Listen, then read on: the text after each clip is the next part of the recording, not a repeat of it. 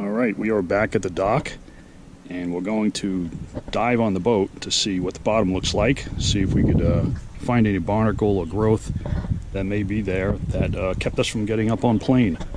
So I have my Hookah dive kit here and I'm going to dive. I don't know how clear the water is going to be under there. It doesn't look too good. We're in the canal. I got the power off from the dock so that I don't electrocute myself if there's any currents. But we'll check it out. Going to take the camera down there and hopefully we can see something. So stick around. Alright, my first dive is just going to be a test dive. It's my first time using this kit here at the boat. So we got a compressor with filter. We got 100 feet of Hookah dive line. A regulator. And a mask. Gloves. And a little wetsuit just to protect me. It's not cold, the water, but I want to be safe. So here we go. First thing I notice is the water is deeper than I thought. I could just barely stand over here, but it gets deeper as you get under the boat, which will make it easier to dive under there. I'll give you guys a sneak peek. I don't know how much you're going to see.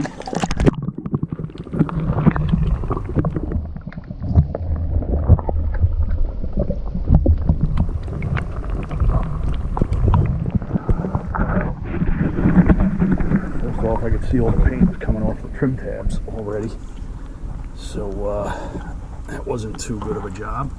That usually happens, but not this quick. It's only about a month and a half. All right, here we go.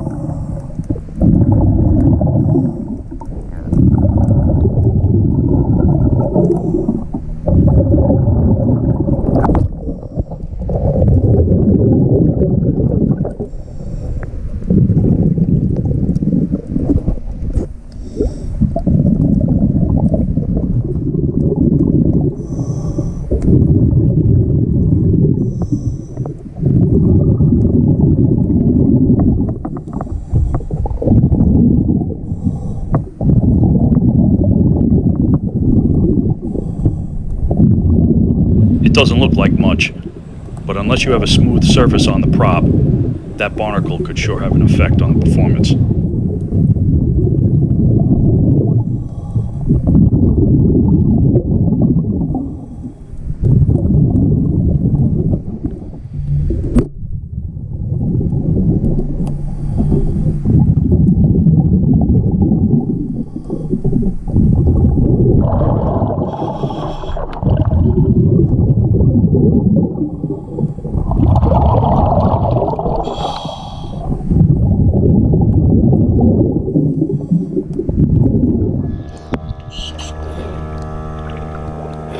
So, at first glance, I'm not very pleased. The props have barnacle on them already, as do some parts of the hull. It looks like the bulk of the problem is actually right on the prop, and I've never had that issue before, not to this extent. Yeah, the boat did sit idle for over a month. But it shouldn't. I've never had that much barnacle on it, and I did use some anti-fouling paint on the props too. So that, in addition to the hull shield, I'm very surprised that I have that much barnacle on the props itself. So I'm going to scrape that with a good paint scraper, get that barnacle off, and send it to whence it came. The rest of the hull looks pretty good. I didn't really go up towards the bow yet, but I will after I scrape these props off.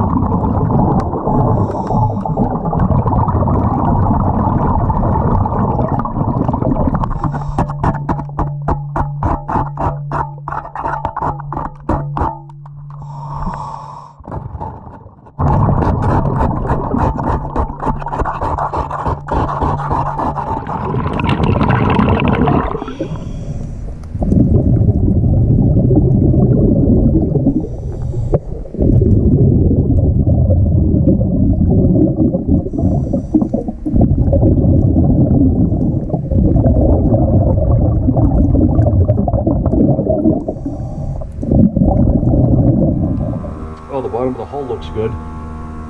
Bow thrusters look good, so that's a good sign. So looks like the biggest problem is going to be the underwater running gear, the metal. So I'm guessing I got to try a different type of paint maybe. I was hoping just use regular bottom paint on it, and the hull shield would help with keeping any growth off, but apparently not. So I'm going to reach out to Hull Shield and see what they think. What's the best paint to use? They said to use a blade of paint on the bottom. They didn't specify anything but the props. So being that's my major issue, that's what we're going to work on. So I'll just have to clean this every so often. I'll just have to worry about the props. Give them a cleaning every month or so. But we'll see how it goes. All right, now that that's all over, I want to give you a quick rundown on my dive system I put together. My dive system on a budget, I should say. I have a shorty wetsuit, not because the water's cold, but pretty much just to protect yourself from rubbing up against anything or anything sharp. Here's the heart of the system, oilless compressor that I got from Harbor Freight. I did put an air filter on it that has a dryer on it. I suggest you get one that matches your regulator. You want to get one that puts out enough pressure. Mine works well at 90 psi, putting out 0.6 CFM, that's cubic feet per minute of air. That's a little underpowered, but I had no problem underwater. I'm going to upgrade this to a 1 cubic feet per minute to just keep up with the air that I'm using. The regulator and hose, it's 100 feet of hose, and the regulator was very cheap. I got it on Amazon. I don't go diving too often. I wasn't going to spend a fortune, but this seemed to work out very well. Then just some basic tools and safety. You have goggles, an assortment of scrapers, paint scrapers. I found this is the one that works best to get barnacle off. And this curved piece here, this is a painter's scraper. This works great on the shaft when you're scraping barnacle off the shaft. A scrub brush comes in handy too for any soft growth. This one is pretty neat because it has a little scraper at the end, which comes in handy for that random barnacle you come across as you're scrubbing.